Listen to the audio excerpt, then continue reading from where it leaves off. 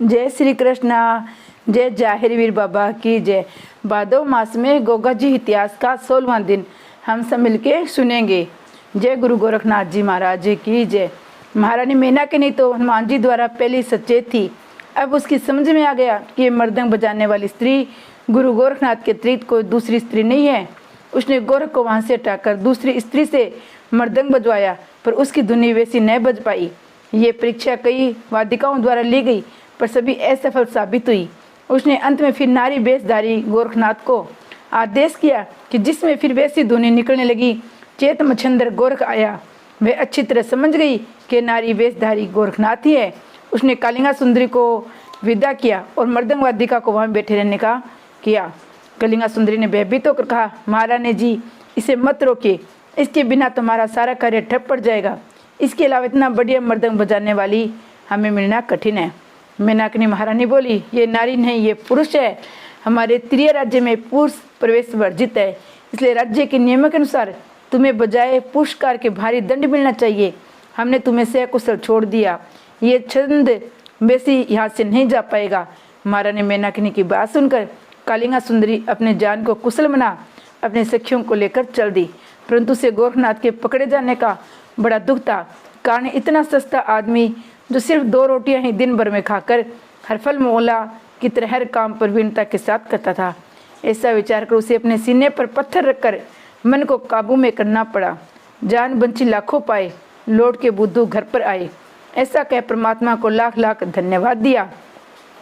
गोरखनाथ पकड़े गए। अपने गुरु को ले जाने के वास्ते तो इन्हें खट्रांग करके त्रिय राज्य में आए थे कि अपनी गुरु माता मेनाकिनी को अच्छी तरह जानकर अपने गुरु से वार्तालाप करेंगे। महारानी मेनाकिनी अपने प्राइवेट राजकक्ष में चली गई। उसने अपनी सेविकाओं को आज्ञा दी, उस नारी बेशधारी को ये मेरे सामने लाकर उपस्थित करो। जब गोरखनाथ सेविकाओं के साथ आ गए तो उन्हें अति श्रेष्ठ स्थान बैठने के वास्ते अपने पास ही दिया और बोली, मैं आपका वास्तविक परिचय जानना चाहती हूँ। गोरखनाथ को हनुमान जी द्वारा रानी को सचेत करने की घटना मालूम थी। भगवान श्री राम ने हनुमान जी को मेरे आने की सूचना देने की बात कही थी, इसलिए गोरखनाथ ने अपने योग विद्या द्वारा अपने असली रूप में प्रकट कर दिया। बोले, माता जी अब मैं अपने यथार्थ रूप में हूँ। मेरा नाम गोरखनाथ है और ये योगीराज मेरे गुरु है। मैं इन्हें अपने साथ ले जाने के वास्ते यहाँ आया हूँ। आपके राज्य में पुरुषों का प्रवेश निषेध होने के कारण ही स्त्री वेश धारण करना पड़ा। इस पर मेनाकिनी बोली, बेटा मैं तुम्हें उनसे मिलाए देती हूँ, फिर वो जाने और आप जानो। गुरु शिष्य आपस में निपट लेना, ये कहकर गोरखनाथ को साथ लेकर मच्छंद्रनाथ के पास गई और कहा, आपका शिष्य भेंट करने आए हैं। उन्होंने अपने गुरु मच्छंद्रनाथ को एक रतन जड़ित मखमली पलंग पर तकिए के सहारे आराम से बैठे देखा तो तुरंत ही चरणों को स्पर्श करके बोले, गुरुजी आपका शिष्य गोरख आपको नमस्कार करता है। गुरु मच्छंद्रनाथ ने अपने प्यारे शिष्य को अपने हृदय से लगा लिया, आशीर्वाद देकर श्रेष्ठ आसन पर बिठाया। उसके बाद उसकी कुशल क्षेम पूछी, जिसमें उन्होंने अपने 12 वर्ष की विद्या प्राप्ति का ब्यौरा दिया। किसी प्रकार तपस्या द्वारा भोलेनाथ प्रसन्न हुए। राजा गोपीचंद के राज्य पहुंचने पर जलंधरनाथ के कैद होने का समाचार जाना। कानिफानाथ से भेंट करने पर आपके त्रिय राज्य में होने का समाचार सुना। हनुमान जी व रामचंद्र जी से भेंट और वार्ता आदि सब वृत्तांत सुनाया। जिस प्रकार कालिंगा सुंदरी द्वारा त्रिय राज्य में आया सुना दिया। मच्छंद्रनाथ ने अपने शिष्य गोरख की प्रशंसा की। अपने गुरु से अपनी प्रशंसा सुनकर गोरखनाथ विनीत स्वर में बोले, गुरुदेव ये जो कुछ भी मुझे विद्या प्राप्ति हुई है आपके आशीर्वाद का फल है।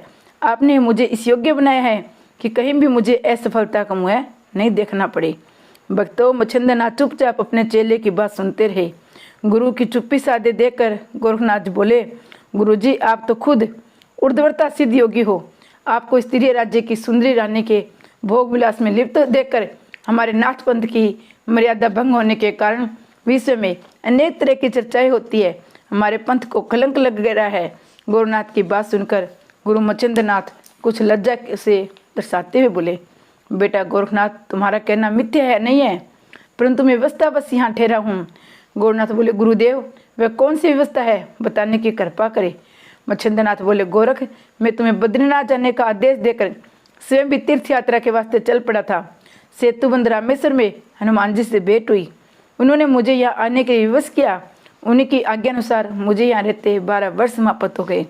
गुरु मच्छिंद्रनाथ के समापत कहते ही गोरखनाथ बोले, तो अब यहाँ से मेरे साथ चलने की कृपा कीजिए गुरु महाराज।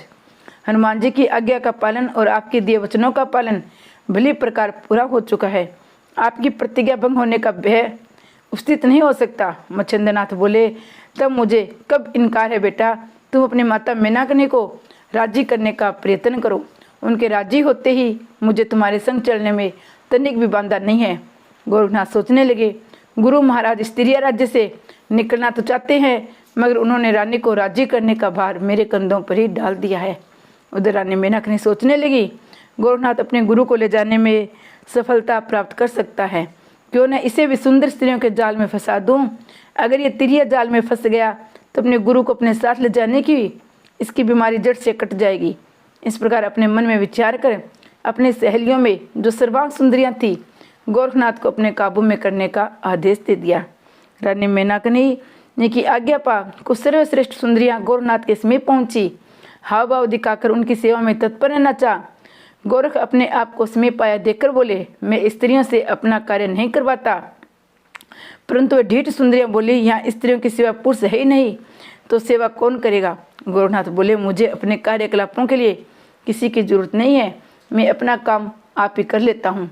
उन सुंदरियों ने गोरखनाथ को रिझाने के अनेक प्रयत्न रचे, यहाँ तक कि अर्धनग्न अवस्था तक में हो गई। उसी अवस्था में नाचती गाती रही, परंतु गुरु गोरखनाथ ने उधर की आंख उठाकर भी नहीं देखा। अंत में हार झक कर रानी मेनका के पास जाकर बोली, महारानी जी, गोरखनाथ को बस में लाना असंभव है। हम सब उसके सामने अपने जादूगरी में फेल हो गई। उसने तुम्हारी ओर मुंह उठाकर भी नहीं देखा। रानी मेनका ने तो उनकी बात सुनकर बड़ी निराश हुई। उसने कई उपाय सोचे, पर कोई उपाय समझ में सह नहीं बैठा। मच्छिंद्रनाथ के सत्संग में मेनका के एक पुत्र हुआ। जब उसकी आंखों से ओझल हो जाता तब रानी घबरा जाती थी। एक दिन की बात है, मच्छिंद्रनाथ के पास मोनीनाथ, मेनका, गोरखनाथ तीनों बैठे हुए थे।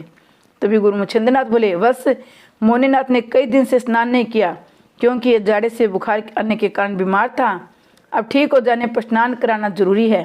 तुम नदी पर पहुंचो, इसे ठीक प्रकार से स्नान करा के लाओ।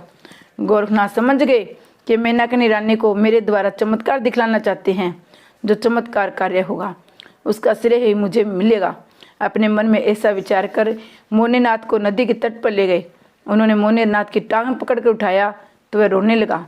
उन्होंने बिना परवाह किए उसे शिलाखंड पर इस प्रकार पछाड़ना शुरू किया, जिस प्रकार पटले पर धोबी कपड़े पछाड़ता है।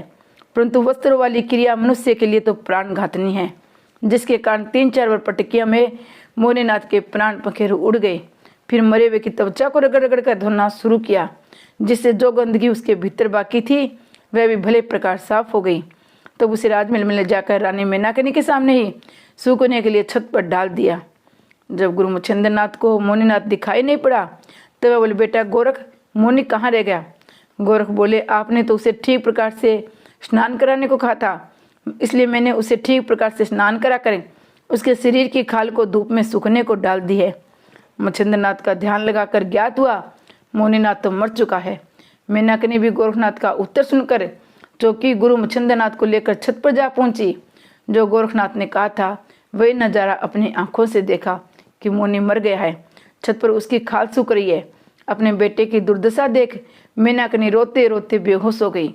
जब रानी को मूर्छा दूर हुई तब मच्छिंद्रनाथ कह रहे थे, अरे निर्दयी, तूने तो इस अबोध बालक को मारी डाला। इसने तेरा क्या बिगाड़ा था? तूने तो इसके प्राण ही हर लिए। मेनका बोली, प्राण ही नहीं हर लिए, अंदर पंदर भी नष्ट कर डाले, अस्थि आदि कुछ भी तो नहीं बचा। गोरखनाथ बोले, गुरुजी, आपका ये तो आदेश था कि इसे ठीक प्रकार से स्नान कराना।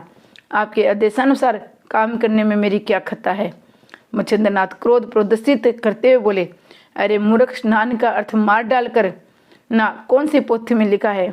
रानी मेनका रोते बोली, आप तो कहते थे गोरखनाथ सतगुणी बड़ा विद्वान है, इसी आपके चेले ने स्त्रु भाव से मोनी को मार डाला। गोरखनाथ बड़ी नम्रता के साथ बोले, हे माता, न कोई किसी को मारता है, न किसी को मरने से कोई मरता है, इसलिए सो करना वर्ता है। मच्छिंद्रनाथ बोले, हत्यारे, अब उपदेश पधारता है, हत्या करके ज्ञानी बनने का ढोंग दिखाता है। गोरखनाथ बोले, गुरुदेव, आप तो परम ज्ञानी महायोगी है, ये आत्मा अमर है, ऐसा आपने ही मुझे पढ़ाया है। संसार नाशवान है, इसमें जन्म लेने वाले सभी प्राणी एक दिन अवश्य मरेंगे, इसलिए मरने का शोक नहीं करना चाहिए। गुरु मच्छिंद्रनाथ बोले, क्या ये उपदेश किसी अबोध बालक की हत्या कर डालने के वास्ते दिया था? तू ही बता, मुनिनाथ के बिना हमारी जिंदगी में रह क्या गया है। मेनकानी रानी भी रोती हुई बोली, अब मैं कैसे जीवित रहूंगी? गुरु गोरखनाथ बोले, माता जी अब क्या किया जा सकता है? जिसकी आ गई थी वह मर गया, मुझे जो दंड देना है चाहे दे दो। मच्छिंद्रनाथ बोले, बेटा गोरख, तू अपनी विद्या शक्ति से मुनिनाथ को जीवित कर दे। मेरी आज्ञा मानकर तुरंत मुनिनाथ को जीवन दान दे। गुरु मच्छिंद्रनाथ की आज्ञा पाकर गोरख ने संजीवनी मंत्र से भस्म को अभिमंत्रित किया और मुनिनाथ की खाल पर छिड़क दिया। फिर क्या था, 108 मुनिनाथ तुरंत उत्पन्न हो गए। सबका कद रंग रूप मुनि के समान ही था। मेनकानी रानी एक साथ इतने मुनिनाथ खड़े देखकर विस्मित हुई। उसकी समझ में नहीं आया, इन सब में मेरा मुनिनाथ कौन सा है? गोरख बोले, माता जी इतने मुनिनाथ आपके सामने हैं, आप अपना मुनिनाथ इनमें छान लो, अगर सब लेना चाहो तो सब ले लो। मेनकानी रानी बोली, गोरख तुम बड़े मायावी हो, अपनी माया समेट लो, मुझे ज़्यादा दुखी मत करो। गोरख बोले, जब आप पहचान ही नहीं सकती तो आपको अपना मुनि कहने का क्या अधिकार है? भला दुनिया में कोई भी ऐसा है जो अपनी चीज़ को पहचान न पाए? मेनकानी गंभीर होकर बोली, सत्य है बेटा गोरख, ये मोह माया वह चीज़ है जो तोड़े से भी नहीं टूटती। गोरखनाथ बोले, इसमें क्या मैं क्या कर सकता हूँ? मेनकानी बोले, तुम सब लायक चमत्कारी योगी हो गोरख, मुझे मेरा मुनिनाथ लौटा दो। भक्तों, गोरख ने अपनी माया समेट ली। असली मुनिनाथ मेनकानी को मिल गया। इस अपूर्व घटना से वह अति प्रसन्न हुई, गोरख को सम्मान की दृष्टि से देखने लगी। गोरख बोले, इतनी कृपा करो, मैं अपने गुरु को अपने साथ ले जाऊं और अब यहाँ से उनका जाना ही उचित है, क्योंकि उनके यहाँ रहने पर धर्म प्रचार में विघ्न पड़ते हैं। मेनकानी रानी खूब समझ गई, गोरखनाथ अपने गुरु को ले जाए बिना नहीं मानेंगे। ऐसे सिद्ध योगी के कार्य में बाधा डालना भी अनुचित है। अतः उसने कहा, पुत्र तुम उन्हें ले जाना, बिना नहीं मानोगे, परंतु 1 वर्ष आप यहाँ रुको, तब मैं अपनी खुशी से तुम्हारे गुरु के साथ तुम्हें साथ भेज दूंगी। गोरखनाथ बोले, माता जी 1 वर्ष का समय बहुत अधिक है, हमारी बहुत सी योजनाएं बिगड़ जाएगी, परंतु आपको भी नाराज नहीं करना, इसलिए 6 महीने तक यहाँ ठहर जाएंगे। गोरख की बात सुनकर मेनकानी संतुष्ट होकर अपने कमरे में चली गई। तब गुरु शिष्य को एकांत में बातें होने लगी। गुरु मच्छिंद्रनाथ बोले, गोरख मेनकानी का मोह भंग करने का इससे बढ़िया उपाय नहीं था, अब हमारे यहाँ से चलने में कोई विघ्न बांधा नहीं रही।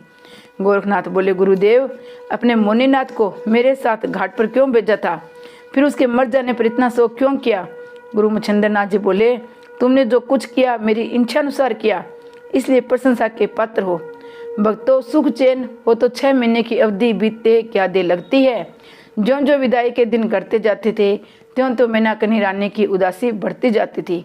अंत में वह घड़ी आई पहुंची जिससे उसकी व्याकुलता बहुत बढ़ गई। वह रोती जाती थी और विदाई का सामान जुटाती जाती थी। उसने थोड़ा धैर्य रखकर पूछा, मोनी यहाँ रहेगा या आपके साथ जाएगा? गुरु मच्छिंद्रनाथ बोले, जैसी तुम्हारी इच्छा, मैं तुम्हारी इच्छा में बांधक बनना नहीं चाहता। मेनकानी रानी बोली, आपके पिता उपरिछु वसु द्वारा दिए गए श्राप की अवधि में अभी 6 मास की देरी है, उसके बाद मुझे स्वर्गलोक जाना ही पड़ेगा, इसलिए मैंने गोरख से 1 साल ठहरने को कहा था। उन्होंने 6 महीने की अवधि तय की। उस स्थिति में मुनिनाथ स्त्रीय राज्य में अकेला रह जाएगा। आपकी मौजूदगी में तो हनुमान जी की गर्जना का प्रभाव इस पर नहीं पड़ता था, आपके जाने के बाद उस प्रभाव को रोकना असंभव है। ऐसी स्थिति में मुनिनाथ किसी भी प्रकार जीवित नहीं रह सकता, इसलिए ठीक यही है किसी भी आप अपने साथ लेके जाओ। मच्छिंद्रनाथ बोले, ठीक है मुनिनाथ, तुम हमारे साथ चलोगे। मेनकानी रानी ने चलते समय मच्छिंद्रनाथ की झोली में एक सोने की ईंट रख दी। ईंट के अलावा उनके वस्त्र आदि रख उन्हें सब बता दिया। जब चलने को हुए तब उस सबसे आगे गोरखनाथ, उनके पीछे गुरु मच्छिंद्रनाथ, साथ में अपने पुत्र मुनिनाथ को भी चलने का आदेश दिया। माता ने पुत्र को गोदी में लेकर प्यार किया, आंखों में आंसू भरकर पिता पुत्र को विदाई दी।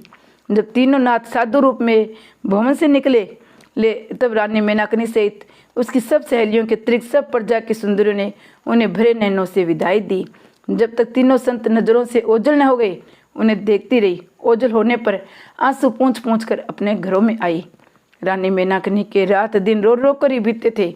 सहेलियां काफी धीरज बंधाती थी, जिसका पति पुत्र जिंदा होते हुए चला जाए, उस दुखियारी के दुख का मर्म जानना अति दुर्लभ है। ये तीनों संत जगह जगह भंडारे करते चले। मच्छिंद्रनाथ गर्भगिरी पर रहकर तपस्या करने लगे। गोरखनाथ मच्छिंद्रनाथ से आज्ञा लेकर तीर्थ यात्रा करते हुए गिरनार पर्वत पर जा पहुंचे, जहाँ परम योगी दत्तात्रेय जी का स्थान है। अब हम इस वार्ता को यहीं पर छोड़कर अपने गोगा जाहिरवीर की तरफ चलते हैं। वे नाई पंडित से वादा लेकर कृपाकर की रानी सीरियल की सगाई जहाँ भी करेंगे, आपको बताकर ही अपने देश तंदुल नगरी जाएंगे। आप बेफिक्र रहे। भक्तों, दोनों नेगी जब राजा सीजा सिंह को कोसते हैं, गोगा जी की तारीफों का जिक्र करते हैं। राजकुमारी के लायक ये कितना बढ़िया, धीर, वीर और गंभीर लड़का था, और है भी। उसे टिक्का लुटवा लिया।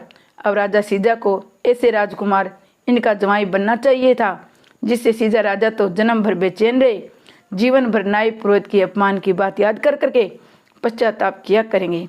ये अपने अधीर मन से कई राज्यों में घूमे, अच्छे लड़कों को अपने हृदय की जलन शांत करने का कारण त्याग दिया, और कई राज्यों में घूमते घूमते अंत में अमेर नरेश महाराजा हरि सिंह के दरबार में जा पहुँचे। नेगियों ने महाराजा हरि सिंह को अपने आने का कारण बताया। राजा हरि सिंह ने उनका कुरुपुत्र था, उसे बुलाकर पंडित नाई के सामने खड़ा करके बोले, हमारे ये कुंवारा राजकुमार सिर्फ यही है। नेगी लोगों ने अपने अपमान की भावना के कारण तवे के समान चेचक के चेहरे वाले गंजे राजकुमार को राजा सीजा का जवाई बनाना मंजूर कर लिया। टिक्के का सब सम्मान था सामग्री सहित राजकुमार तारा सिंह को तिलक कर दिया। वह की तिथि निश्चित कर नेगियों को राजा हरि सिंह ने कीमती वस्तुएं देकर विदा कर दिया।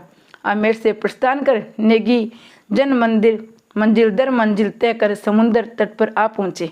वहां से सीधे ददरेवा नगरी जाकर जाहिरवीर से मिले।